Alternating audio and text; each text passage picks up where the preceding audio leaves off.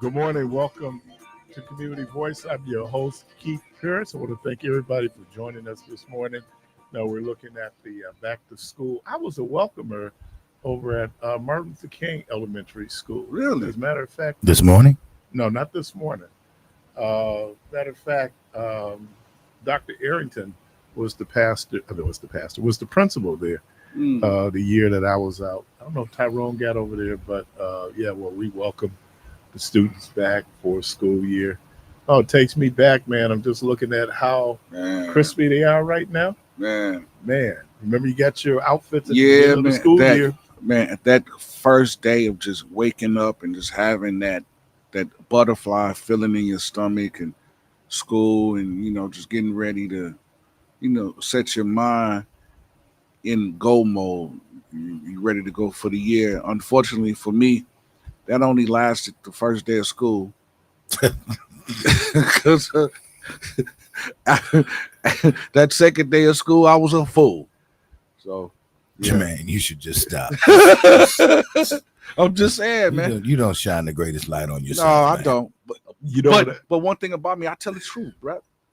I remember my first day, I tell people at Parkman, and I'm a seventh grader, and I get to school, and all the ninth graders out in front of the building. I was so intimidated, man, when I walked in. It was just like, oh, what have I gotten into? Yeah. And then my mother didn't know that as a seventh grader, I didn't have to buy books. So my mom gave me book money. Oh, you was balling. Dude, I was major balling. You was balling. I was at the bungalow. They just opened up Grant's Golden Skillet. I was up at the skillet. Oh, man. Yeah, man. I was eating outside the cafeteria for about a whole week, man. Eating well. Wow. Dude, Did she ever find out that you didn't have to buy those books? No, she never did. Until now. Did you go home? You think I went home and told her? No, I'm just saying it may have came up in parent conference or something like that. No. Well, she know now. Huh? She know now. She ain't listening. She don't listen to your show? Yeah, and the statute of limitations is The statue's up on that. Yeah, but the first day of school, man, that was you got your new clothes. Yeah. They go to Christmas. Yeah. Then you get a whole new batch of Christmas. Wow. And Keith, then, I'm proud of you, man, because typically you always gave the impression, or you give the impression, that as your line goes, we were so po. So you actually did get first day of school clothes? yeah, we wasn't that po. Well, then stop making it appear that way, man. Man, I just, look at where he brought me from. Yeah. Look where he brought me from. Oh, Lord. Oh, Lord. Oh, my goodness. Oh, look where he brought me from. Come on, Debo, join in. You know. Dun, dun, dun. Well, he brought me out of darkness Oh, yeah. into the marvelous light. Look where he brought me from. I don't know what key Keith put us in just then, but that was terrible. Let me sing. Whisper of prayer. E flat, brother.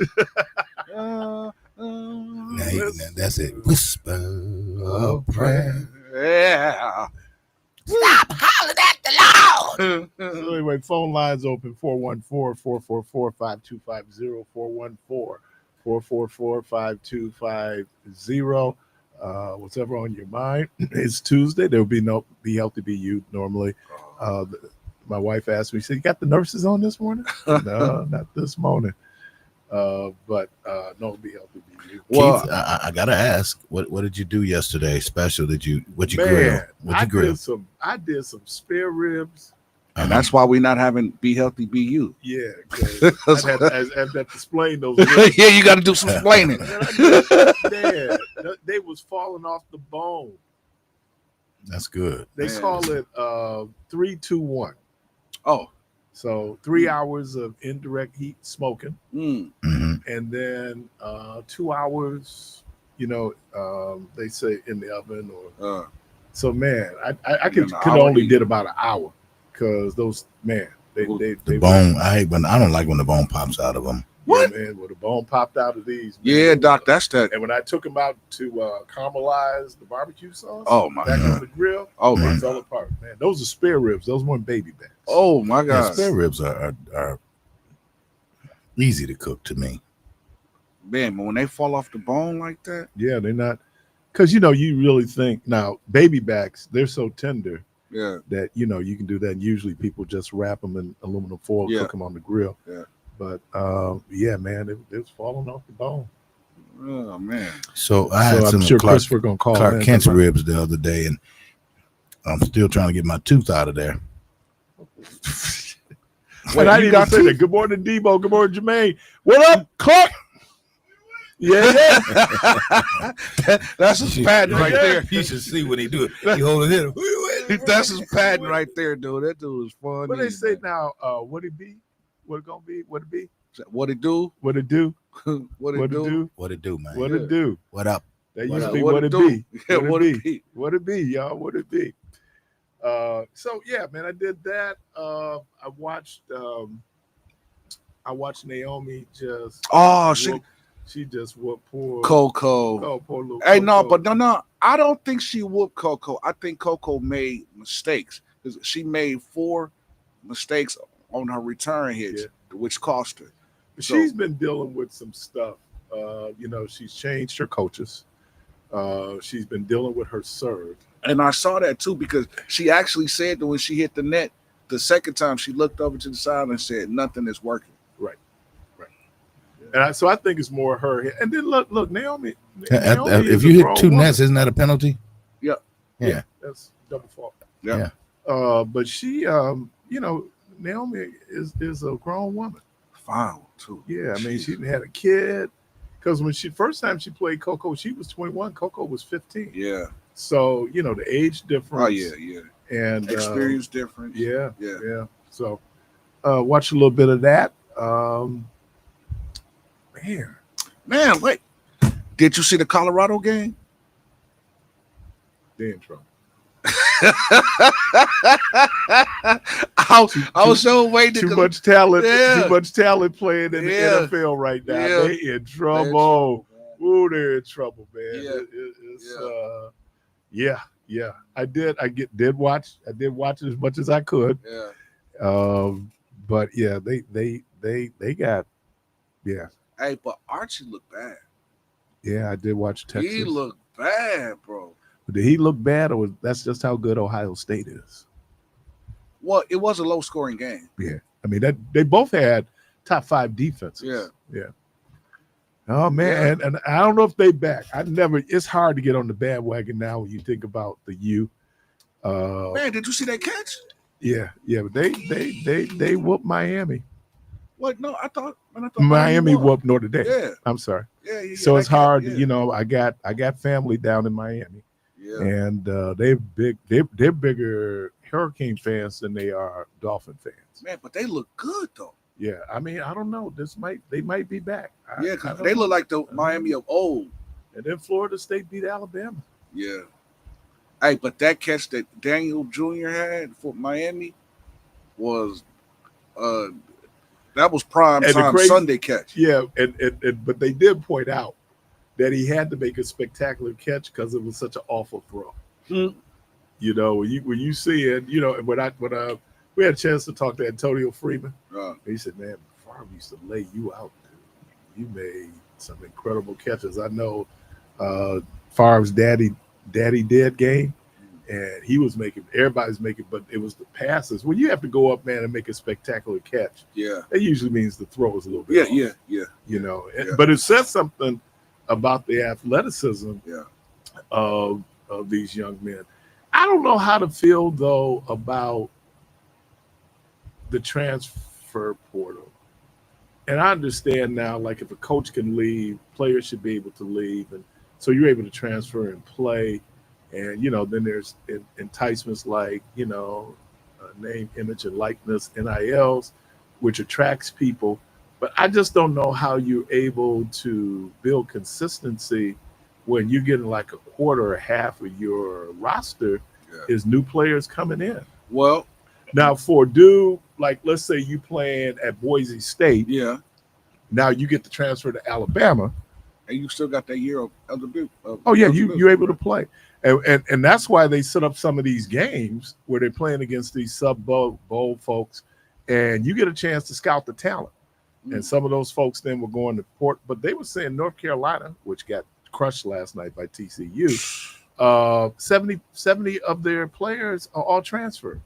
Really? Yeah. So, when you transfer or incoming freshmen, that I don't know how you build. The one thing about Alabama, LSU, and those other teams were that, you had 3 years, because now, dudes are leaving after 3 years if they're good. But you could build that consistency. I just don't see it, how you're able to do it. So we'll see. Maybe that creates a certain level of parity. 12 teams in the playoffs this year. So, it got started off with a bang. Today is Tuesday. Already. Man. So, good weekend for sports. No golf this weekend after FedEx. And that I don't what we have coming up, Ryder Cup. So this is the first week of the NFL season too. Thursday night. So who played Thursday? Cowboys, Commanders. Or is it Cowboys and Eagles? Cowboys, Eagles. Yeah. Cowboys and Eagles. Packers have the Lions Sunday. And then they got Washington Thursday. Yeah, and then Dallas. Yeah. Now that's gonna be. Now we didn't know nothing about Michael Parsons' back. You Come know on, anything man. about that?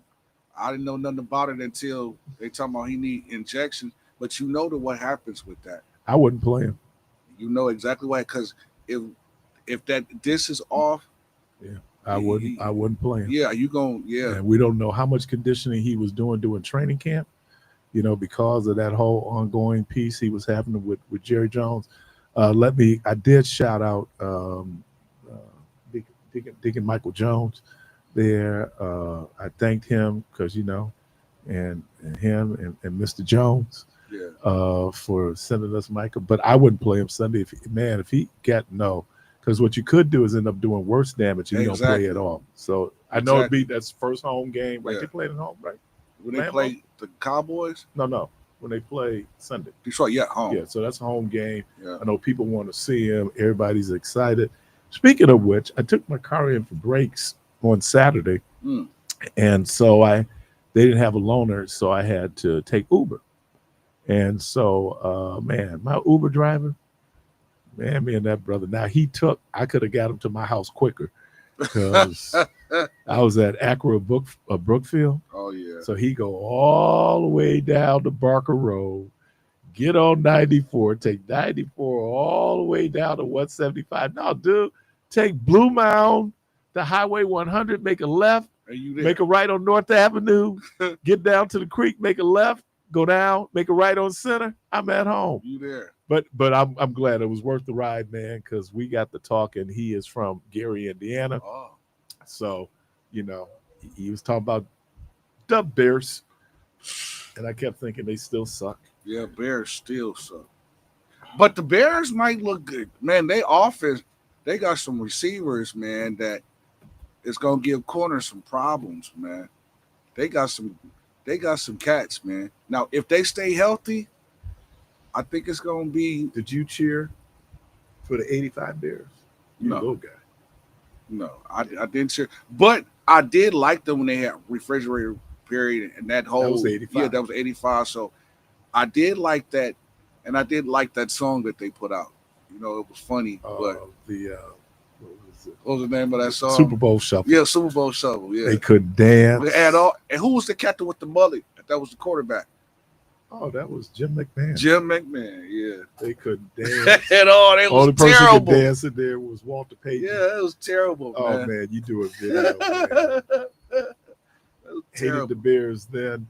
I had just moved over on the east side, and there was a little store to go to called Tracy's, right? So I'm walking to Tracy's, and I see this bumper sticker. That had to be like 86, 87. And the bumper sticker said the Bears still suck. But yeah, he's from Gary, and and I understand, man. That's the pro team near you, and you come up. But then it was funny because then when he started talking about the Packers, He started talking about, well, here's what we need to do, and here's what we need to do. But I kept going, Like, no. we, So we French now. Huh? we. Who we? Who's we? Who we? So no, it was a great conversation, man. I gave him a great tip because it was just like, okay. Yeah. So I don't know if people have not always had the greatest experience with Uber, but I don't use Lyft. I use Uber. I don't not because I don't know if there's anything negative with Lyft. It was just Uber's the app on my phone. Yeah. So I'm just that pedestrian. So yeah, so it turned out to be a very relaxing weekend. I did. It was good to be back at home Sunday. So I was back at Zion Hill on Sunday. So it was good to be back. I had to get back before they took me off the membership roll. Did you preach? Yeah. I brought the morning message. I don't know if I preached, but I did bring the morning message. You say you don't know we preach. Yeah. And speaking of, Jermaine had mentioned to me, had asked me, had I seen the situation with David Taylor? Oh my God! Now, those of you who watch the Word Network know that you got this fake healer out there named David Taylor. Him and his wife. This is David Taylor, right? Yeah, I believe that's his last name. Yeah. Okay, of course he violated the law. They have him down. David Taylor. There's a wrestler named David Taylor?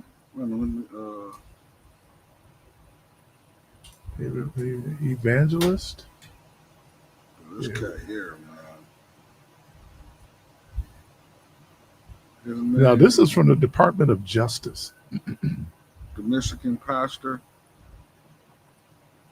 He's from Michigan. Now, this is from the Office of Public Affairs, and this is the announcement of the indictment. 2 self-professed religious leaders who use physical and psychological abuse to coerce victims to solicit tens of millions of dollars in donations, federally charged and arrested.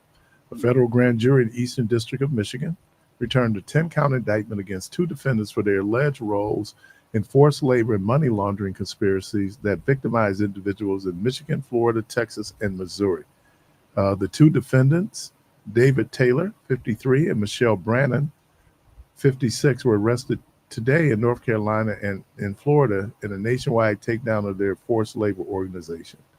And then they come out saying that the department is combating human trafficking is a top priority.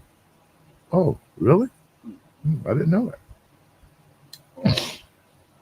So they got money laundering, they got tax evasion. They said the indictment alleges that Taylor and Brannon are the leaders of Kingdom of God Global Church, COGIC, formerly Joshua Media Ministry International. Taylor refers to himself as apostle and to Brannon as his executive director. Their organization ran a call center that solicited donations for KOGGC/JMMI every day.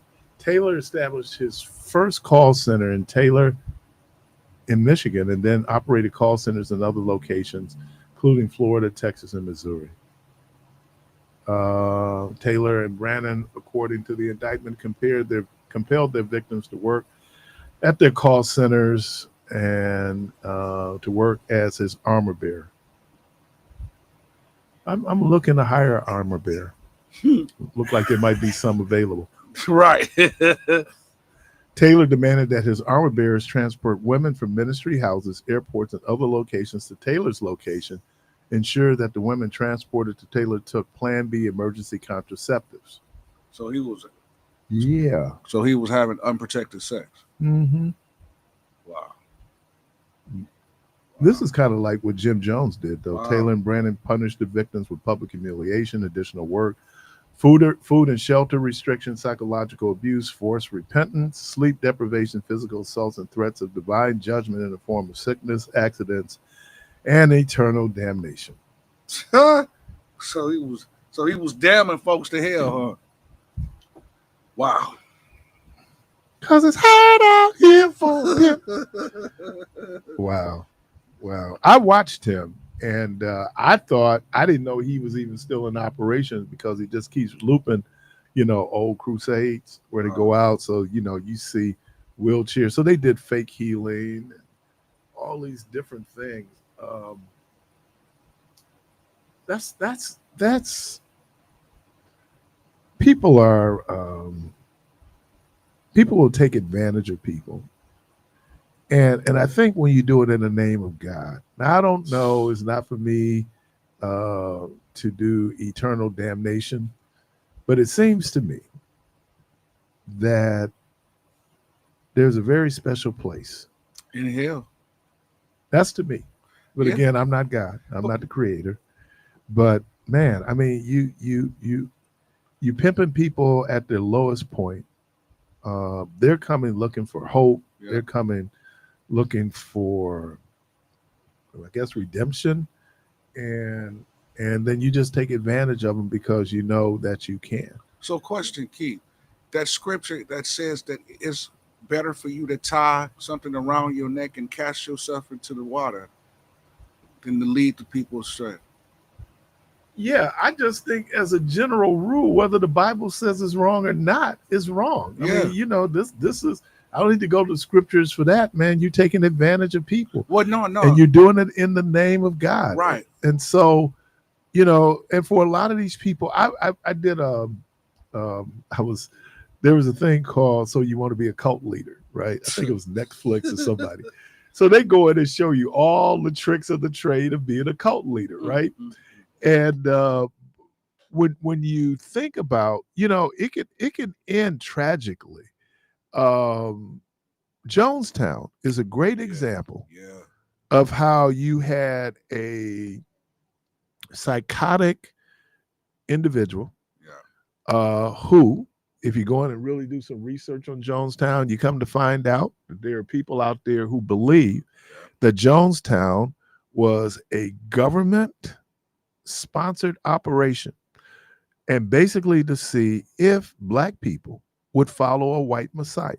Now, that's the conspiracy folks out there that, and I can kind of believe it. You got people like Mark Lane and others. Mark Lane was there when Mark Lane is that attorney. Some of you may have heard the name. Mark Lane is really famous for one of the early people coming out talking about the conspiracy relative to the JFK assassination.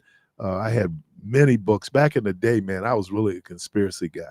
And there used to be a bookstore over on Oakland. And I would go there and get every book on the Kennedy assassination, every book I could get, because, it just wasn't adding up. But Mark Lane happened to be Jim Jones's attorney. If you listen to the tapes, there's a tape when they really started killing people where Jim Jones said, "Get Mark out of here." That was Mark Lane. And so Mark Lane escapes. What happens? There are people out who believe that the Guyanese army and others came in because many of the people, and they never really did autopsies, right? They put a lot of people in mass graves, never did autopsies.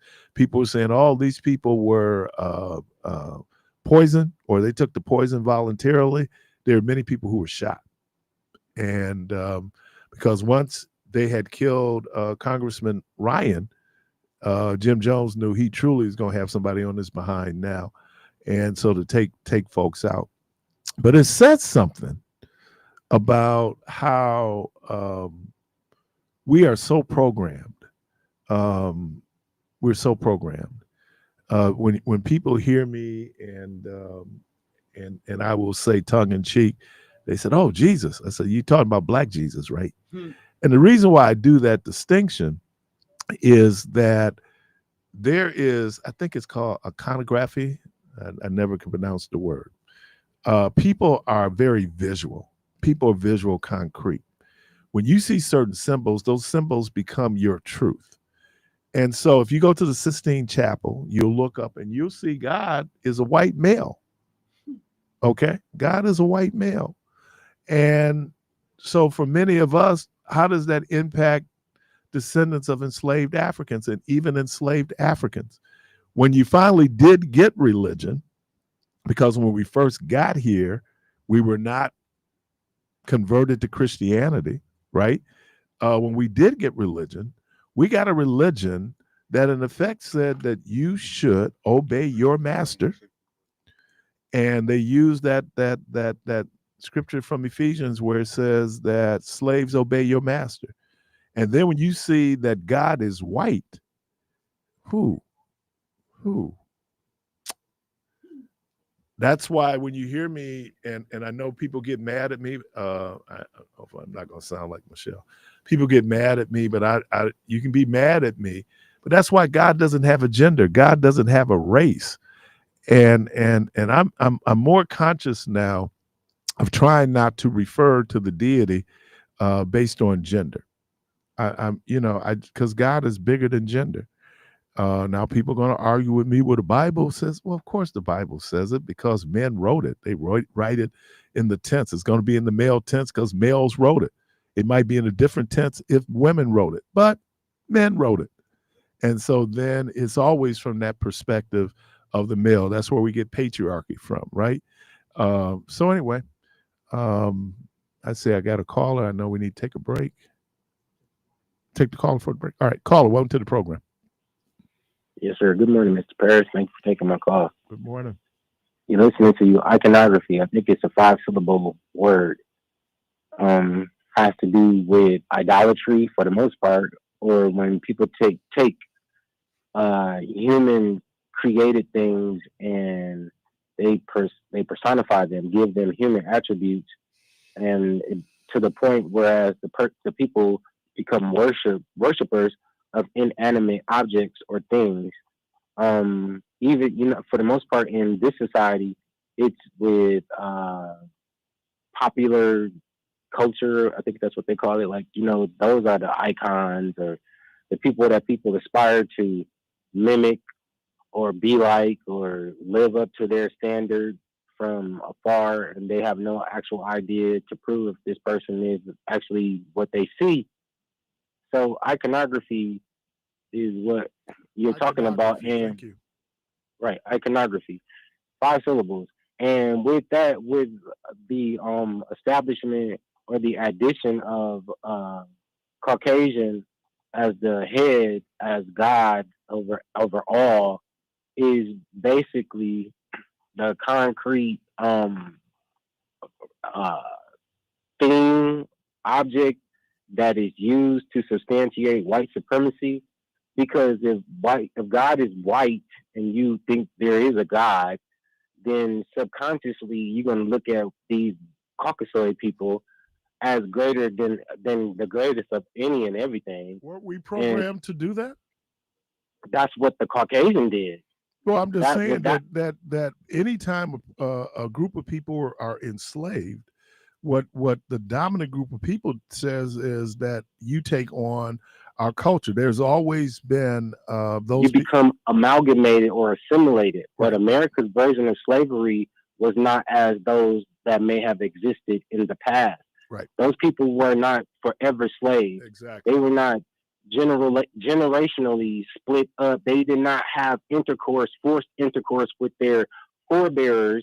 That's where you get the harsh word MF from, because they made these things happen. They weren't put on farms and made to submit to grown men who were raping them and making them into other than themselves. So when it comes to America, that's why America is on God's hit list. That's why the scripture talks about after Abraham's people serving a people for 400 years in chattel slavery, that he himself would come to judge. And so America, the very nature, the elements of nature that were once used to benefit and help America are turned and being unleashed against America. And one thing that the Honorable Minister Louis Farrakhan said is that God is not going to take America when she downtrodden and broken and low and feeling way down deep in the doldrums. Allah is going to allow America to get high and get to saying, yeah, we number one. Look at us now. And then as the Bible says, that A man who has God and then turns from him is as trusting in a spider's web. He may have success, but then comes sudden disaster. And one last thing. What about these reckless drivers whose vehicles were not confiscated from them, yet my vehicle was parked and it wasn't on a flat? The air had went out of the tires. I just didn't inflate them in a timely manner. Thank you. Somebody please get his Because man it's back. easier to tow a stationary object as opposed to towing a mobile object. Yeah, moving A object. moving object is a little bit more difficult to tow. Man, I'm gonna call the city and tell them, please get his man. Please, please, please. You're listening to Community Voice. The phone line's open 414-444-5250. 414-444-5250. We're going to take a quick break. We'll be right back.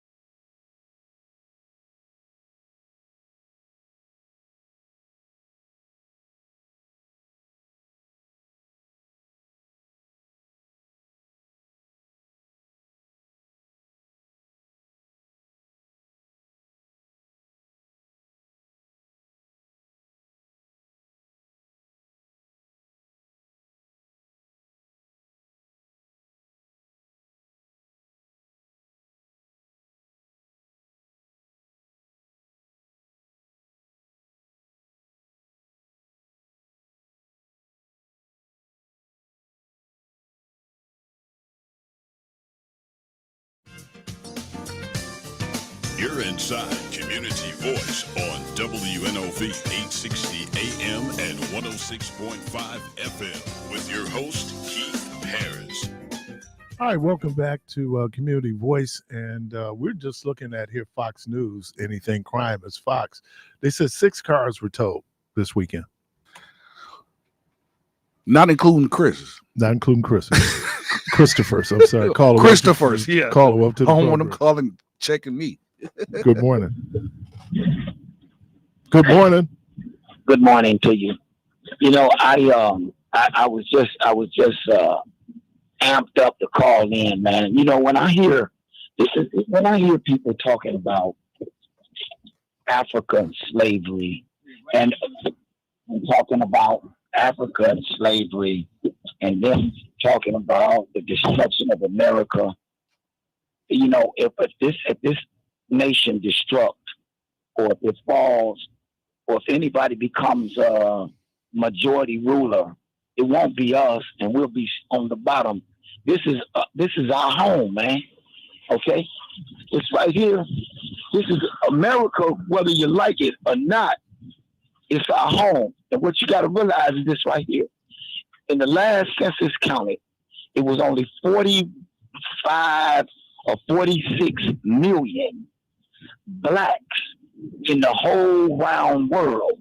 Do you understand that it's only 45 million black Americans in the whole world?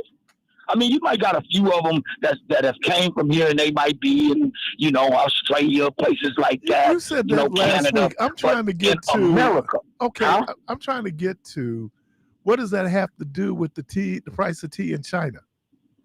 It's got a lot to do with it. If this nation, if we consistently talk about the destruction of America, and this is our home, doesn't that sound like it's self-destructive? We're self-destructive. Does it sound like suicide? No. What do it sound like, brother? The 45 million that you cited is not trying to destroy America. No. What I'm saying to you, the 45 million, that's a small number in the whole round world. That's a small number, and we're constantly talking about the destruction of America, and we're constantly talking about bringing others in. When other people come in with nation building on their mind, we have been indoctrinated to be independent. Like, we're independent.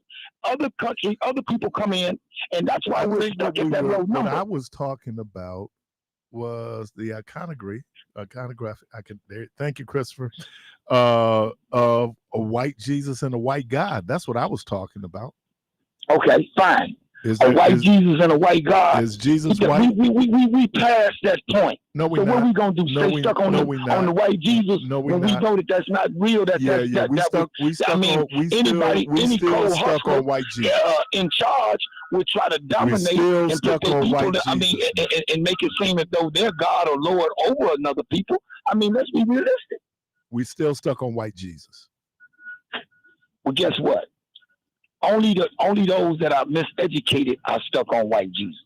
Okay, and those old fogey people that refuse to accept new knowledge or new things, they're stuck there. Okay, the same. And guess what? I can flip that over into our political realm. The old fogey people that's stuck right there will not allow young people to grow or use the voting process as it should be used. Okay, we're stuck. Well, they won't flip flop. Explain that to me. What do you mean by that? What I mean by that is old people are holding the old guard of we must be Democrats. Okay, opposed to using it like the other people use the voting process, and they, if you're not gaining or what's the option? What's the option with that administration? You flip it. What's the option? It's not that they went out and found new Republicans to vote Donald Trump in this last will. It was that they said we're not going to deal with that, so they flip back, and they're going to flip back again. We watched the house. It's not that they go out and find new. Did not elect Donald Trump. Black folks did not elect Barack Obama. White folks in America chose Donald Trump. It didn't matter how many black folks not. But hold on, I got that. But hold on, brother. No. Brother. No. I know. I got that part. There's not even enough of us to even vote the man. There's only 45 million of us. Even if we all said, let's go this route, it wouldn't work. Because it's only 45 million. And that's the reason why I fight so hard that we must preserve this 45 million, man, and grow it. We're staggering it. There's no way in the world that is Hispanic that was in 2005. If you're 45 million and you're 45 million poor, what's the advantage of the numbers?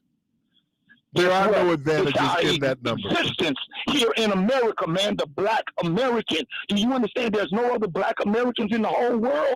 We are here. We are the black Americans. There are no other black Americans except black Americans. That's right. That's right. So okay, so you make that argument, but in terms of African people in the world, there's a billion African people in the world. Hold on, brother. I said black Americans. That's what I said. So they got a nation, brother. They got a nation. Man, I'm trying to figure out where you're going with all of this. Well, I'm going with wherever I jumped in at when I heard the brother talking about America, the destruction of America, and don't he know he's going to be in that number? White evangelicals during the Obama administration talked about that there's going to be a judgment on America. Jerry Falwell, which caused millions of people to lose their lives when it came to AIDS, said that AIDS was a judgment from God.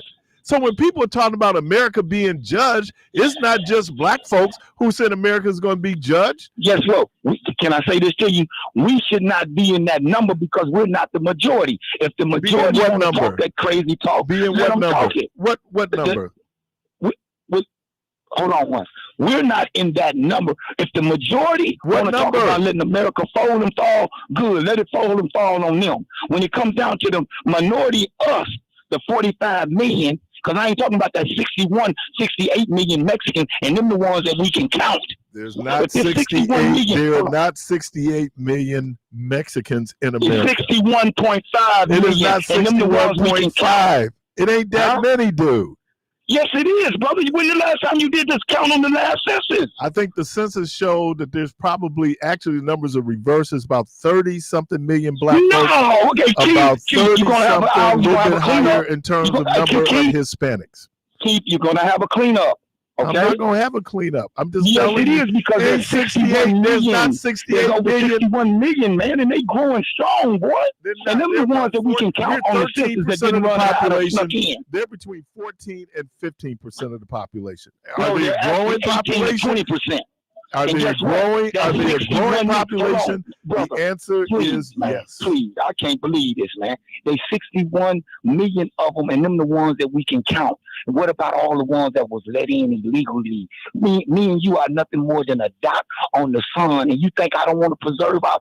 It ain't about all us together because they're nation building. Talk to your Republican colleagues that are doing policy. You keep trying to put me in that. That put out policies that are not beneficial and in some ways detrimental to black people. Talk to the Republicans. Well, if you tell me how it's detrimental to black folk by helping us removing some of this mess out the way so we can get our young people back to work, so we can get back to the things that you and I were taught to do, which has been actually exterminated out of our society, because right now it's not about our young folk getting nothing, man. You know what it's about? It's about nation building. These people are nation building, and me and you are individualizing, and we've been doing. And see, you one of the old fogies. See, you one of the old fogies, man. You don't want to let go, man. You don't want to teach them young people, man. And when I see young people talking this foolish talk, I get so angry because I know where it's coming from. It's coming from some past tense stuff that we got to some kind of way get around. Hey, man, I got to get to work. I'll see you later. Oh, he dropped the mic? Yeah, he dropped. I mean, he did. He's partially correct. So he got off the phone before. Right now, this is according to the 2020 census. There are about 62.1 million Hispanics in the country. He did say he was going to do an aisle cleanup. Yeah, I guess he was right on that. Let me see. Percentage of black people. Black in the U.S. Okay. Yeah, well. So, black folks, according, now this is estimated, and these are people that self-identify as Black, is 48.3 million. So I guess he won that off. Huh? Yeah. And what, by the way, what is the whitest state in the whitest state in America is Vermont, New Hampshire, and West Virginia. TD Jakes is from West Virginia. So it ain't Delaware where the white Michael Jordan is from? 14.4%, and Hispanics are like 18%. Wow. Yeah, Right. well. Caller, welcome to the program. Hey, how you doing? I'm doing well. Well, first of all, the fall of America is racist white people because everything they touch go to sugar honey iced tea. I was surprised the last caller didn't talk about these undocumented Europeans. I'm surprised he ain't talk about these good old Jew boys who've been getting all these grants and billions of dollars from the United States of America. But I guess we all forgot about that. Then we keep talking about the migrants. Well, look at your neighborhood. That Coke 45 bottle smashed up next to the porch wasn't by no migrants. Your kids that's unruly, that's going on in these streets, it's not by no migrants. And then y'all fail to talk about these white nationalist Christians who always use this God. But my thing is, why you got to use God for anything when everybody can be a God if you look at yourself a certain way? And since he's going to work, we know ain't no migrant stopped him from going to work, so what's that? I just think people just got an excuse. But if you really want Black people to take control, maybe stop kissing his brow round. I mean, I'm shocked he didn't say about that because he always say stand behind the white man when the white man really want to stand behind him. Maybe that's why he's always on his fishing boat. Have a good day. Yikes. And I'll get behind you. Caller, welcome to the program.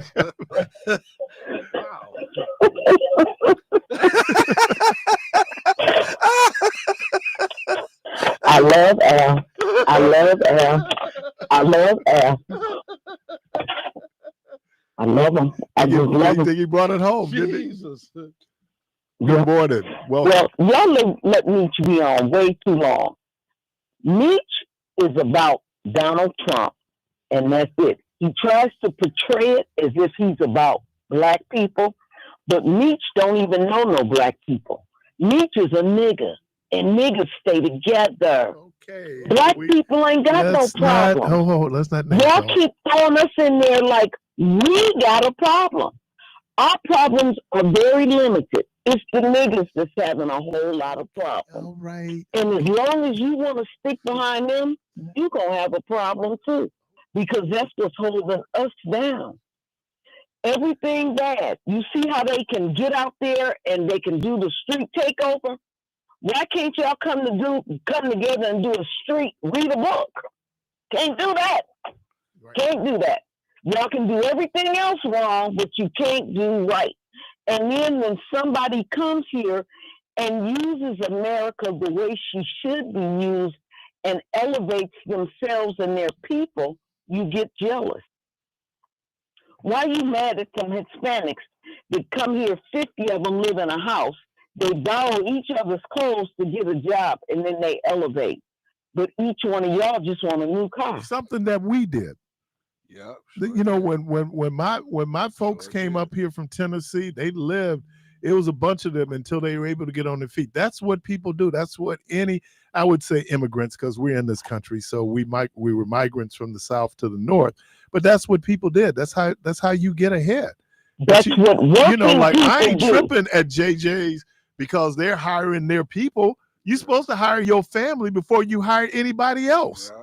You know, I don't, sometimes Negroes. You get mad at what you do. Yeah, you getting frustrated. I guess JJ's just bought kits. Yeah, just bought kids. And it was cracking this weekend. It was that many folks over there? Yeah, Doc, they had the grand reopening, and there was people everywhere, man. Wow. Mm-hmm. Well, sister, I was watching a piece on Black comedy, and they was talking about Richard Pryor and the use of the N-word It just started, so I don't want to use my quota for the month. It just, and how it can mean so many different things. But I think there's a certain level of programming that goes on. And let me just observationally, I think a lot of these street takeovers, there's a significant number of Hispanics that are doing it. And I don't know how many black folks are doing it in terms of being able to get out and to do what they do. But you bring up a great point. If you can organize something like that, then you can organize for the betterment of your people, of the community, right? In terms of being able to, because they don't want it, and this is where we have to let the rubber meet the road. They don't want better. No, well, they don't. Why do you think? But why do you think? But hold on, I want you to move from this point. Why don't you think they want better? Because they haven't seen it's better. Engraved in them not to want better. See, but if you don't see better, here, wait, let me finish. When your people moved here, they moved here for a better life, to get a job and do better. A lot of these people moved here just to get a welfare check. So they don't have that engraved in them to do better, to want to do better. That's why there's nothing wrong with you waking up in the morning, putting on nice clothes, getting your kids dressed, and then putting them in a car with no car insurance and say you love your kids. Wait. See, that mentality you can't get past. Wait, hold on. Now, I was with you all the way up to this last thing that you said. What you have to understand is everybody didn't come here for welfare. Some people was forced here. And then when you come here to try to find the jobs that back in the day was available, like Master Lock and all of these jobs, A.O. Smith, that you was able to require a lot of education. Exactly. But you were able to feed your family and do these things to pull your family out of rugged situation, right? But these jobs are gone. So now you're wait, hold on. Wait a minute. So now you're asking people to work 12, 13, 14, 15-hour days at a place that's paying them $10, $12, $15 an hour, and they're not making the money to take care of their family. No, hold on, wait. But part of that, but part of that is if the way that the economy is working now, right? And I talked about this, I think, a couple of weeks ago. The economy is suited more for women than it is for men. Right. And the thing you pointed out, those companies, but look, y'all, that was 50 years ago. That's been 2 generations. But wait. When they came over here for welfare, those jobs you're talking about were already gone. No. You didn't come here thinking I'm going to get in the 80s, was laying off. Hold on, wait. Yeah. Now, so I remember, wait. So when you came here, you knew it wasn't no A.O. Smith job. No, that's not true. I got family that moved up here from the South looking for those jobs that my father was working Patrick Tanning, Cuddy Hay, and you had people at Master Lock and A.O. Smith. This was like the 80s. But what she's talking about is real talk. One of the reasons why we had welfare reform in this state was that we had a significant number of people who moved from Illinois, who moved from Indiana, who moved from Mississippi, because the welfare benefits were better. So what does that mean? Now, I'm gonna do this, and I'm not judging. I'm just going to give you the numbers on the demographics of that group. That means that you had people who were already probably coming out of, especially if they were coming out of parts of Chicago school system where they are already behind, right? You had people who had been living on public assistance 2-3 generations, right? Those folks did come because Wisconsin, there were some folks, I guess it got too cold in Minnesota, but there were folks who moved here, right? And they moved here because the welfare benefits were better. Now, that's when you look at that, that's a big difference in terms of the demographic group that moved from the South, moved here, starting probably different migrations. But I know my grandfather came up here in the 30s. There were other folks who got here, the war, folks after the war, right? And so when those folks came in, a lot of these folks were used to going to work every day. I mean, and you hate but that was a reality, and I was pushing back on it when it was happening, but it was true when you looked at the number of people. Just look in this city, the number of people who have ties to Chicago, and I'm telling you that there's a portion of that population who moved here because of the social welfare was better in Wisconsin than it was in Illinois, than it was in Indiana, than it was in Mississippi. So why can't it be that people was looking for a better life? They were looking for a better life. So people didn't come here just for their better life was a get over, not to come. How can you say that it's a get over when you don't even know their mindset? That's not fair. It was a come up. Wait a minute, it was a come up. It don't matter how many kids they came here with. They came here for help. No, they didn't come here. They came here for the money. Well, that's help. That's help.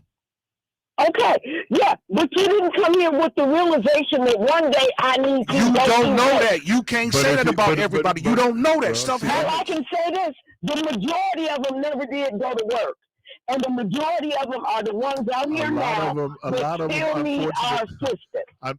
No, a lot of them did have to go to work because when they ended AFDC, right?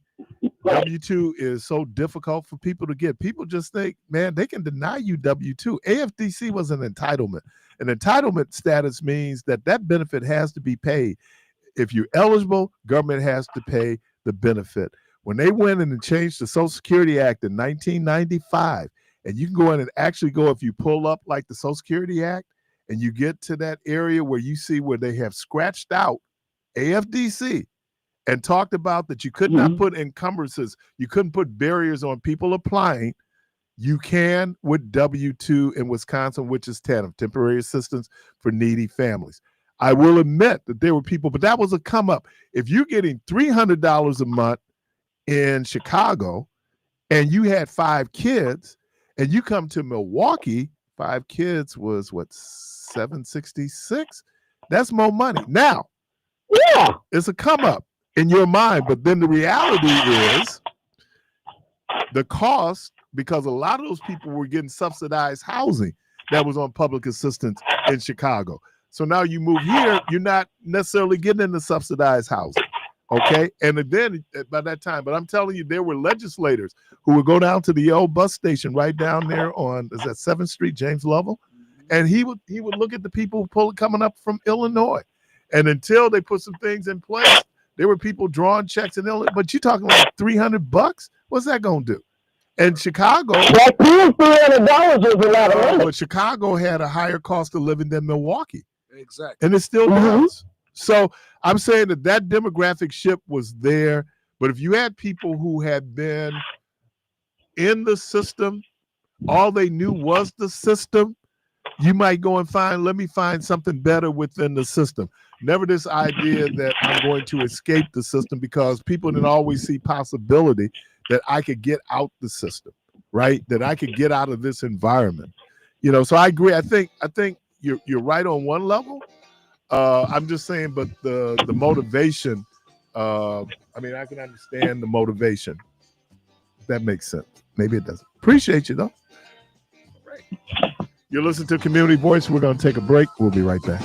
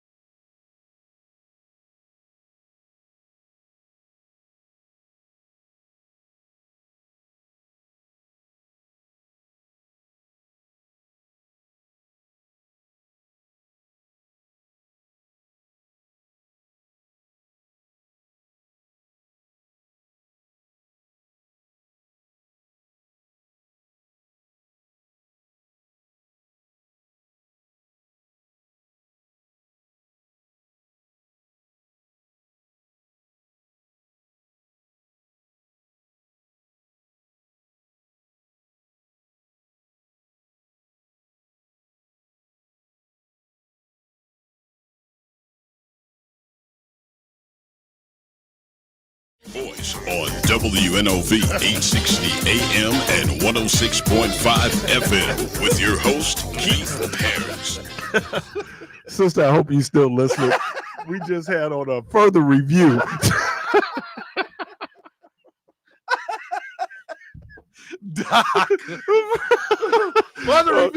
Further review. You know, not my neighborhood. No, because in reality, I had this. There's a book called Warmth of Other Suns, and it's by Isabel Wilkerson. Everybody knows what was the one she just did. But before she did Cast, she did Warmth from Another Sun, and she talked about the migration from the South to the South Side of Chicago. She pointed out, and she was being tongue-in-cheek, she said that there were Black folks who had moved from Mississippi to the South Side of Chicago. They'd been there 2 months. They looking down on the new Negroes who'd have moved from Mississippi to the South Side. We do that, man. I mean, and that's the and look, I am not trying to say that there are not some situations, because there are some situations, but what was the joke Richard Pryor, the wino, was talking about? This ain't, what did he say? This ain't a residential neighborhood. This is a neighborhood. This is something like that. The point is that I made an investment in my house. I am concerned about the value of my property. And so, if you seeing some people walking through your neighborhood that you don't normally see, then you kind of being like, yeah, I'm gonna keep my eye on you, because I don't know. And we saw that, like, if you were at I tell you, there was a neighborhood that was notorious. I don't know how much of it was more hype than reality, but down like Palmer. Oh yeah. And if you went from the Palmer neighborhood, Oh yeah, you're gonna get jacked. Yep. And robbed. Yep. And chased out that neighborhood. People took their hoods seriously. And I mean, even to this day, man, they still, like, even the people that's renting, like, you don't even own nothing on this block, you renting, but you feel some kind of way if you're living in a nice neighborhood. I mean, you see Lil Pookie and them moving in with their loud music and raggedy cars, you're gonna be like, oh man, yeah. So man, I mean, and I don't know if that's good or bad. I just know it is. Yes, that's for sure. I put a value on it. We should always be mindful of strangers, but at the same time, everybody ain't everybody is like when we went to the Million Man March, and me and my buddies crossing the street. We was in a pretty tough neighborhood. But look, everybody didn't go to the Million Man March. Yeah. So I might be right thinking, but others might not be. 414-444-5250, 414-444-5250. But you got a caller? Yeah, there we go. Some caller, welcome to the program. Oh, Unity. Hi, Keith. How are you? I'm good, Angela. How are you? I'm doing all right. So I wanted to say something about the lady that just called in about people collecting welfare. I was a young mother, but my mother did receive welfare for my daughter until I got grown. I'm a success story because I did receive welfare, but I did work too. So I just didn't depend on that welfare check. I knew to go get a job once I dropped out of school. I don't have a high school diploma, but I do got a job knowledge. You know what I'm saying? So all of us didn't sit around waiting on the check once a month. I had to till I found me a job. But then when I found the job, that was it. And I got successful daughters. They had children, right, but they didn't sit on their butt waiting on the welfare check either. Some kids did and probably still do if it's in existence. I don't know. But my children did. I got a daughter that works for the city, and I got another daughter that lives out of town doing nursing. So there you have it. You can't put all of us in that same category. And I think that's a danger when we're being. Here's my big word today, y'all. Pejorative. We put everybody in and say it is not. Everybody has their own experience, but we do need to acknowledge that there are some numbers that indicates that part of the migration that we began to see in the late 80s and in the early 90s and through the 90s from other places, talking about black people now, they Right. came here, some of them because the welfare benefits were greater. They were already in a tough situation, dealing with issues around education and other things, and they came here because it was better. Now, the reality Yeah, well, okay, go ahead. yeah, I'm just saying, so if you look at the numbers, that answer is yes. Now, what was the percentage of population? And then if you don't have education, and I'm talking about more education beyond high school, what jobs are you coming here to Milwaukee for? Because That's Milwaukee, true. I didn't have a CEO job or nothing like that, but I had enough system, get a job to take care of my children. You know what I'm saying? Some family members said my kids were never going to amount to nothing because I got crippled at the end, but they did. I have 2 college graduates and one working on hers. So, you know what I'm saying? You can't put us all in the same category. Right, I agree. Because I made sure my kids got their high school diploma. Right. And from there on then, they went on and did what they wanted to do. As the schooling was, I had one deadbeat daddy. And may he rest in peace. But the other 2 were good. All right. So, we all choose and pick who our father's children may be. Maybe a good one, may not be a good one. But you make sure your kids do what you need them to do for their own good. Right. So their kids can do what they need to do. I appreciate you. Caller, all right, have a good day. Mm-hmm. Caller, welcome to the program. Mr. Parris, I had to call back. As a person who experienced this stuff directly as a young child, and I saw the transition taking place. My parents came from Mississippi. I think it's from Yazoo and Greenfield. I think that's what it's called. Greenville, my bad. Greenville. And I have relatives from Kosciuszko, Mississippi, and a whole bunch of other Jackson and all the Mississippi stuff, and some other places down there. I'm not from the South, but when they were here, what I saw is that my parents they were working people. They left the South because they were sharecroppers, right. And they were running away from the hell that they were experiencing in Mississippi. So they didn't come here. My parents weren't on welfare and getting stuff from the government. They were Christopher. Yes, sir. About when did they move here? Was it the 50s, the 60s? When did they move? No, it probably was in the 60s or something like that.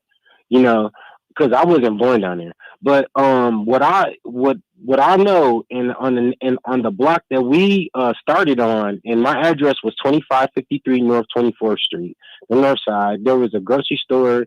There was when I was a little boy, a little tiny dude, it was a Sears and Roebuck store on Fond du Lac and North Avenue. There was people coming. I think they were coming back from the Vietnam War or something like that. And that people used to have big giant stereos and play music all throughout the neighborhood, and you could sleep on the porch in the backyard. These people were buying their houses, or they were trying to own their houses. They had families, they had children. And then when I got to the middle school, Ronald Reagan School, that's the first time I met somebody from Chicago, and it was a really crazy experience. And it was like he was a very wild person, and I didn't know how to deal with him. I just stayed away from him. And then when I got to high school, I was fighting with a dude that was from Chicago. And then one night when me and my cousins were hanging out, two dudes that were from Chicago, they came and robbed us. These dudes were from Chicago. When I was at Vincent High School, I was fighting this one dude. His name was Wayne something. And then the other dude's name was Joe something. And then my cousins would have parties. And so I knew that once I told my big cousin them, I'm like, they're going to run into y'all. So, this is something going to happen to y'all about coming after me when I was in the 9th grade at Vincent High School. So these people talking about the people that came from Chicago, I don't know if they came here for welfare, but the ones that I encountered, I forgot about these dudes, the BOS dudes who was shooting at Brenda Walker when she was a little girl. Jerry Walker's baby sister. When I was like 13, 14 years old. In front of they chased her down in front of Miss Walker's house. But I'm telling you, we'd had so this goes back to maybe the and can I the go with 70s. this? Well, hold on. I just want to talk Yes, thing sir. in terms of we did have jacking. They tell me stories. Yeah, we did have the then it was the Black Keystone Nation had come to Milwaukee. They've been coming in here robbing people. I was around El Rippers when I was little. They were robbing black people. Yeah, but they were forcing people into the gang. Who? The Not Black the El Keystone Rippers, Nation. but the BOS dudes was robbing. El Rickens. Whoa. They weren't El Rickens then. Oh, they weren't El Rickens. Christopher, they hold on. Yes, sir. What? Christopher, hold on. Yes, sir. What do you got to say? I ran with BOS, bro. Oh, well, I'm gonna tell you about BOS. Hold on. I can tell you all about BOS. I can tell you all you about. was out there with the robber dudes who was running around robbing other people who was born Chris, in that's Milwaukee. not true, man. That's not true BOS because I witnessed it. BOS, Brothers of the Struggle. How you gonna tell me? How you gonna tell me, bro? But negativity. Was you with him? You trying to was you with him? No, was you with him? So Jay, how you gonna tell me? I was with the people that was coming after. Okay, man. I was with the people that was coming after. All right, man. Appreciate you. Now BOS was Chicago here. Part of BOS came from out of Chicago, but that whole thing was Brothers of the Struggle, and it was a neighborhood. It was a neighborhood thing that was off of Brown and that whole area over there, where everybody came together and made sure that the elderly people got in their house safely, made sure the kids got to school safely. The whole thing turned into a gang war when the drugs got involved. But bro, you don't know what you're talking about. So, but what I'm saying is that we've had those movements. I do know, was it in the 90s, early 2000s when we started getting folks up here? Yeah, that was. I mean, it was the late 80s, early 90s. So we had folks who came in, but I can remember I was in high school when the Black Keystone Nation came up here. I remember that because there were some dudes over in my neighborhood I knew, and they were trying to force people into the gang. For whatever reasons, it kind of petered out. They became the El Runkins when they found Allah. We've had that, but that's the migration. And if my experience, your family's experience is different than some other folks who came in, where their experience was that there were no factory jobs for people to come here and work, not like it was when my grandfather came up.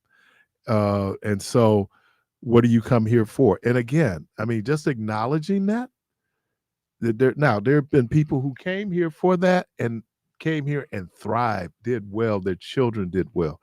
But you just know it's against you, man, when you're up against it when you're in a certain economic strata in this country. You know, everybody talk about, you can work your way up from poverty. It ain't that easy. Right. It's not that easy at all. Almost like pulling yourself up. Right. And then you got to be exposed to a different, better.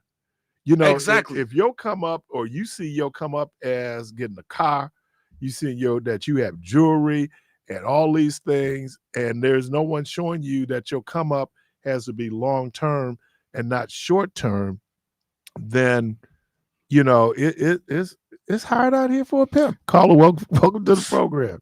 That ain't changed at all. Good morning. Hello, Keith. This Angela calling back. To say right out what you was talking about is true because I remember all that. So anyway, young man Chris, get your facts straight before you come for Ride Out because he know what he talking about. You don't. All right. Have a good one. All right. No. In all seriousness, in order for you to even know, man, that they was BOS, you would have to know the code, man, that they would tell you. Because even though what they had to the right, you didn't know, man, that they was BOS. You didn't know if they was GD. You didn't know if they was 2-7. You didn't know who they was, right, unless they gave you the code. Let me say, in the ethnic neighborhoods, you always had gangs. I mean, this goes back. What was it? What's the movie? Gangs of New York. Gangs from New and the York. 5 Points, Yeah. right? Where you had Jewish gangs, Italian gangs, Yep. Irish gangs, black gangs, and it was like control of your neighborhood. Of your neighborhood. They talked about how one of the things that caused the proliferation of gangs in LA was the elimination of the Black Panther Party. Because a lot of these brothers, because most gangs were formed to protect your neighborhood, protect Exactly. you, Exactly. you know, when you're in your neighborhood. You know, that they started off, I think the Crips started off as a mutually beneficial group that we're going out to do da-da-da-da-da. And then you mentioned something that was a game changer. Drugs. Yeah. Drugs. Drugs came so in. when gangs got in the drug business, then it changed. Even now, you know, during COVID, there was a whole lot of shootings around because it was, you know, it was around. And growing up, I don't remember people having drug wars over marijuana, but Right. because marijuana became the drug of choice and not cocaine, now you have, and this is the business piece of it that people don't quite understand. Me and Keon would argue back and forth. Part of it is that they're selling drugs in Brookfield. They're selling drugs in every municipality Exactly. in this state. Exactly. There is a demand for illicit drugs. But when drugs becomes the way for you to eat, Exactly. where drug becomes a vital part of your economy, the money that's derived from drugs, people are going to want to get into that because that's a way for them to eat. To survive. It's called street politician. Right. But because you are limited in terms of, first of all, there's no real business sense going on. So the only business you understand is eliminate the competition. That's where we get the violence, Exactly. right? You taking people out. There is no cooperative thing where we sit down and we have a commission and we sit down and we're going to draw up this territory and draw up that territory. Jermaine is here. I'm here. No. And then you so saturated Exactly. with folks, then the profit margin becomes smaller. Even less. Exactly. Because you got so many people out selling the drugs. Jockeying for position. Right. And then you got, again, you talking about people saying there were people coming home and they're putting food on the table for their mom because their mom is out here struggling, man. Man, working 30 hours. Right. That's an alternative. Yeah. Again, I'm not putting a value on it. I'm just telling you it is. We've always had hustlers. Man, I'm gonna be honest with you, Keith. Always had hustlers. And you hit it on the head. But the problem that I don't like, the issue that I have is when people call in, and true enough, you have your own opinion.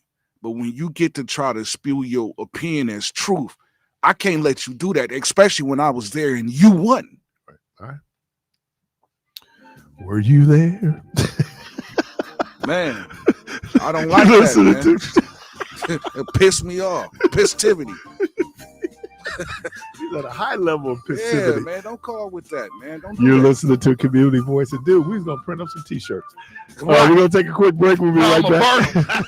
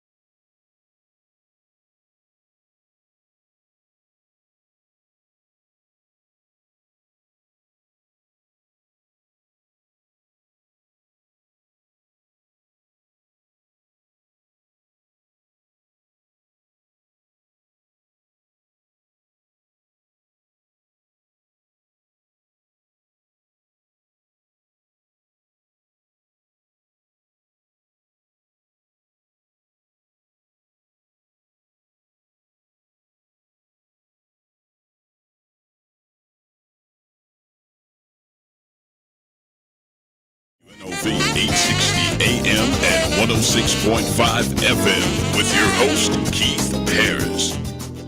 All right, welcome back. And you asked what I did this weekend. I was out when I was out queuing. I was listening to some music. And I had heard this song, but I'd never listened to the lyrics. And I think I'll play it if I can, on the first day of fall, Summer As by Stevie Wonder. Oh my God.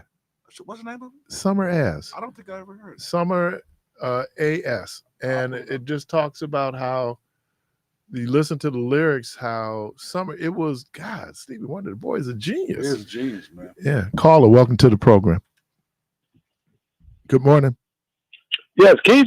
Yes. Chuck Grady. How you doing? I'm good, Chuck. How are you? I'm doing pretty good. Good. No, I just want to comment on the conversation that you all had going on already about kids not finding jobs and stuff. Mm-hmm. Yeah, I remember you mentioned your grandparents and parents had a good job back in the day. And so did I. At 18 years old, I was in the trade, bricklayer. And I used to hang out at Robbie's Ebony Q with the guys from North Pavilion. Mm-hmm. I was running back and forth to Cedarburg and Grafton County Line Road, building $1 million homes, and they was drawing a check. Those guys, even my cousin, they was drawing a check. And I'm trying to figure out, why didn't you all get in the trade?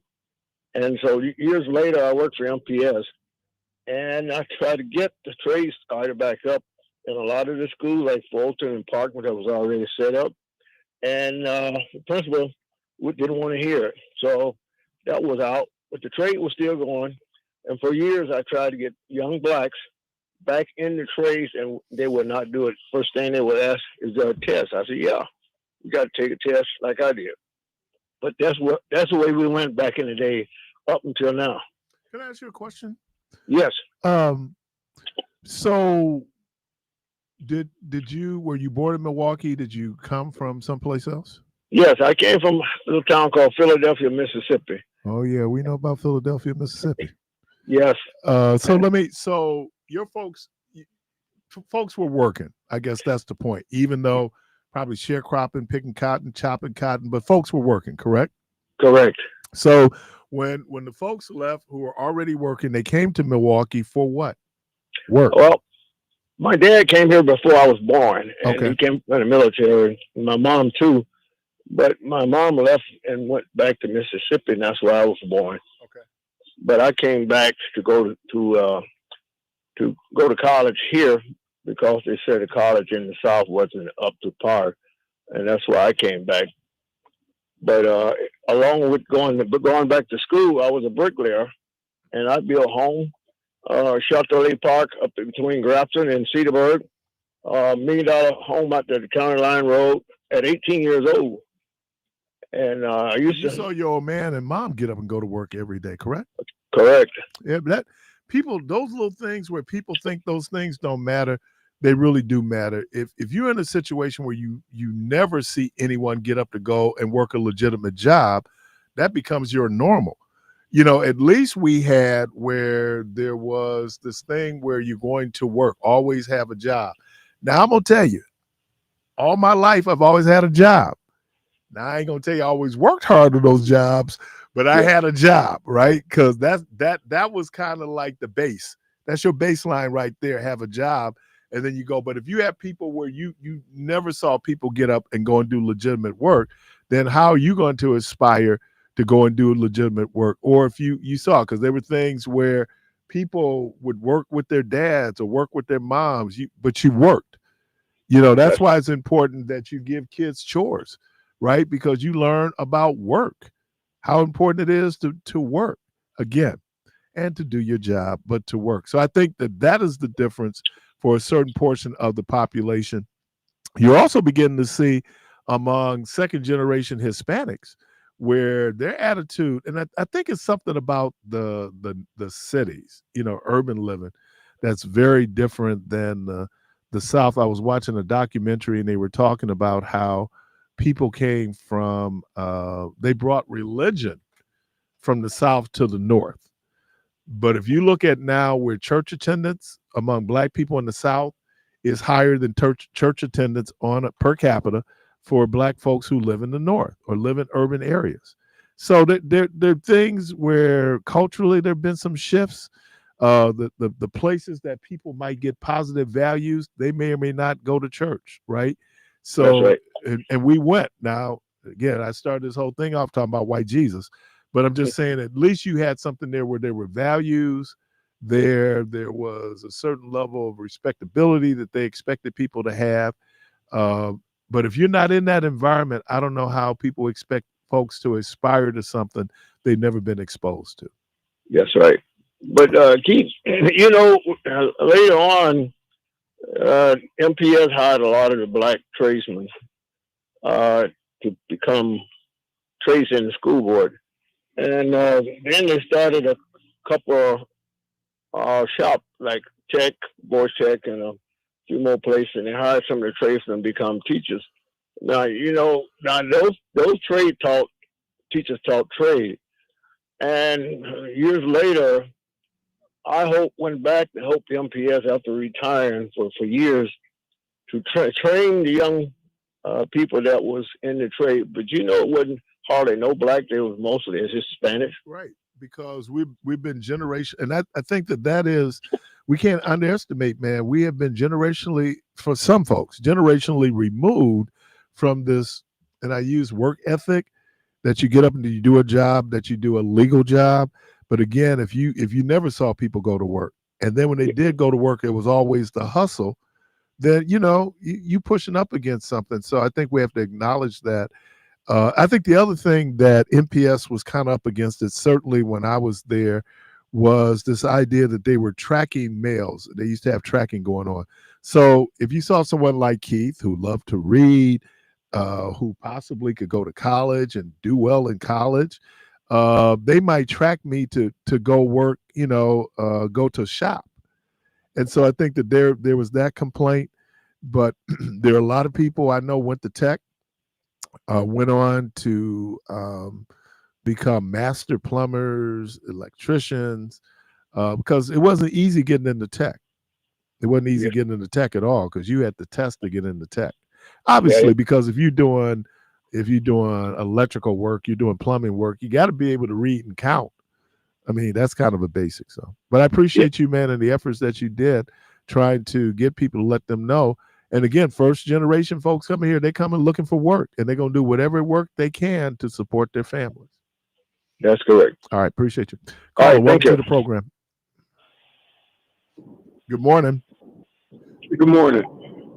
My name is Parris Canada Bay. I just want to expound on what the brother Keith just spoke on. When you watching your parents get up in the morning working, it seems like that kind of rubs off on one. I know it did for me. I was the oldest kid. Okay, I was the one that they woke me up and told me what to do for the other kids, and I seen my parents do that every day, like didn't miss a day. And at the age of 16, I dropped out of school because the law changed in 72. The law changed where you from 21 to 18, and I always had facial hair on my face. And I quit. I dropped out of school and got a job. And I didn't only work one job. I worked two jobs as a young man. I worked 2-3 jobs all my life. I'm 69 this month. And I just put down all those jobs that I had because I'm working myself now. I'm paying myself. I'm an owner of a group home. I worked in a group home for 10 years, and in the process of me doing that, I also did Uber, and I worked at the Skylight Theater. I always had 2-3 jobs. So, so very true about what you said. I watched my parents did it, and I did the same thing. All right. And that's all I want to say. I appreciate you, man. Call and happy birthday too going forward.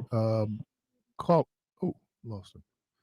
No, I mean, you just saw it, man. I mean, it my mama was up every morning at 5. I'm up every morning at 5. And my mama be going through the house. Leontine Price used to sing the jingle for United Negro College Fund. And my mother, when she sang, was a soprano. So I'd hear my mother walking through the house trying to hit those notes, Lee and T. Price. It woke us up. So yeah, we'd be up moving around. Now, as soon as she left, we go lay back down. But you're getting up going somewhere. And I think that expectation, but I think it's unrealistic for us to expect people to aspire to or subscribe to something that they haven't been exposed to. Can I say this, Keith? See, now when these people move here to the city, and because this city is so segregated, they're forced to move into these neighborhoods that have nothing. So your surroundings is now branding who you are. So now you're growing up in a surrounding that has nothing. So what do you think your mind frame is going to be? Right. And it's systematically set up like that we don't want them to see the what could be on the good side. So if we move them out in River Hills and they see the big houses, and now your mind frame will change to I desire that, compared to you being stuck in the hole and all you see and all that's available to you is trash. That's what you're going to become. Well, that's Plato's allegory of the cave. That when people are in this cave in captivity, they see the world a certain way. And then when they're exposed to reality, it's something very different. I mean, the comfort level, hopefully I can say this correctly. Once you're, I'll let it go, because I think that there has to be a comfort level that you have outside of that environment. And so if you're in that environment, you're a little bit more comfortable. I had a real problem. I never saw myself as being inferior to anyone. In certain environments, that could be a problem. Exactly. And I'm glad you said that, because of how you're living now, and you're living, well, and you're comfortable. And I'm superior to people. And you're superior to people. But if they take you out of that superior situation, right. They take you out of that situation and put you into a slum situation, you're not going to be comfortable, and you're not going to feel like you're superior to people. If you ever stayed in a hotel, you never want to stay in a motel again. Caller, welcome to the program. Thank you, Keith. I'm glad you put it like that. Good morning. Hey, good morning, Keith. How you doing? I'm good. What's happening? Hey, I just heard those gentlemen testify in regard to them watching their parents get up to go to work. Well, I had the same thing with me. Shut up. I watched my There's a dog want to talk too. I watched my parents get up and go to work, and I worked all my life. And I'm retired now. I've been retired 16 years. And I had some friends. They did not follow that suit. They thought that they could get out here and hustle and make it that way. But those that are still living, they're in bad shape, man. Yeah. They have they have very little Social Security coming, and when they were supposed to be working, they wasn't working, and now these guys that are still living are working at that age, and so they're barely making it. So anybody listening out there, that's an example for your children of what you want them to be in life. Thank you. Appreciate that. Yeah, I mean it is, and then we make mistakes. I had folks who I went to school with, and they were working at A.O. Smith and some of these other companies, and they was making mad bank, man. They was making money, and that was about the time that then cocaine. So then you had a whole lot of folks who you had the money. Yeah. Right. And so you out and you doing the cocaine. Yeah. So that, and then it comes down, you can put kids in the best situation. They're still going to make choices. We all made choices. We all made choices in terms of where we are. Some of them were very beneficial. Others, maybe not so much. I tell people I become less judgmental of people finding themselves in situations because in some situations, there go I, but by the grace of God. Yeah. Right. So, but I think in terms of a mentality, first generation people go to work. They go to work. If you look at first generation of African immigrants who came in this country, they came in this country for education. What do you think they put on their kids? Education. That's why you're here. If for those of us, though, if you still can survive, see, like in Nigeria, they probably don't have the welfare system that we have here in America. So how you living is going to be real different than that little. And part of why we even have this welfare system is because at some point the poor are going to get sick and tired of being poor, and now you got a problem. So because that's where revolution is bred. It's bred in the gutters, not in the ivory towers, not on community voice. It is folks who get sick and tired of being sick and tired. And so then you need to put some things every year. Henry Meyer would always say it's going to be a long, hot summer. He used to make that threat. So he get money from the Johnson administration. Thank you, NYC, SCORE, all these other programs, because part of it is the government has a level of responsibility. Let me get this last call. I know we got to go. Caller, welcome to the program. Hey, what's up, my brother? What's happening, brother? Hey, man, I worked with Chuck at MPS, and he was a bad dude, man. He was really bad. Good. And that's when big stuff was going on. It was a lot of black people going into trades and stuff. Right. But what I called you about, man, you see them tennis black ladies, Naomi and all them girls, some big old tall girls, man. Yeah, Naomi's man, they was getting interviewed. They was way over the end of the person that was interviewing them. They athletes, they stallions. They athletes, bro. It ain't no joke. Man. Peace, brother. All right, man. Appreciate you. Cornbread. Man, did you see the links yesterday? Yeah. Links.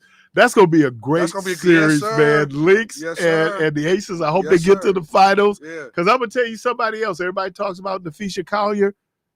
But Aisha Wilson, that's going to be a great matchup. Yeah. Man, they play next week, I think. Okay. Caller, welcome to the program. Good morning. Good morning, Keith. How you doing? I'm good, man. What's happening? Nothing much. I just want to know, I heard Michelle was on. Hold on. Okay. Michelle was on this morning talking about the mayor. And I would like to, if the mayor is listening, come to Michelle's show and explain yourself. I would like to hear you talk about it. That's all I had to say. Yeah, that'd be some good radio. Thank you. I'd like to see it happen. Good luck on that one. That'll be must listen to radio. I know I'll be listening. Listen, it's gonna be security outside. It's gonna Pitt's funeral home gonna be parked on. It's just how Keon used to have the man show. It's gonna horses and people all in the windows. Yeah. Oh yeah, it's gonna be. I think she gave an open invitation, so it's open. You want to do that last? Okay, caller, welcome to the program. Why not? Good morning. Good morning, Keith. This is Pratt from Houston. What up, Pratt? What up, sir? How you doing? Good, man. I'm not gonna call you what we called you growing up because I know you grown now. When I was talking to your sister, I said, "How's Pratt Jr.?" She said, "Boy, I said, "Yeah, we go back." He grown now. What's up, man? Hey, I was listening to the program and talking about retirement, job exposure, and everything. And I'm on the verge of retirement. And during this journey or evaluation, I've noticed that some of the choices we've made in terms of careers is not reciprocating funds for us to live comfortably after retirement. If you think about our fathers, they probably were, to get out of the South, they went into the military. Right. So they had their veteran benefits, and then jobs back then had pensions. Right. So technically, some of our grandparents had two sources of income, where some of us, just have the one, which is Social Security. Hey, question now, where are you folks from? My folks from Alabama and Mississippi. Okay. Well, good point, man. I know we're going to be talking soon, but I appreciate that. You're absolutely correct. One of the things that I always have now is that I have a pension because, you know, I did my time at the county. I appreciate you, man. Talk to you soon. All right. Okay. Byron, thank you. Debo, thank you. Clark, thank you. Jermaine, thank you. Callers, we thank you. The good Lord will. The creek don't rise. Hope to talk to everybody tomorrow.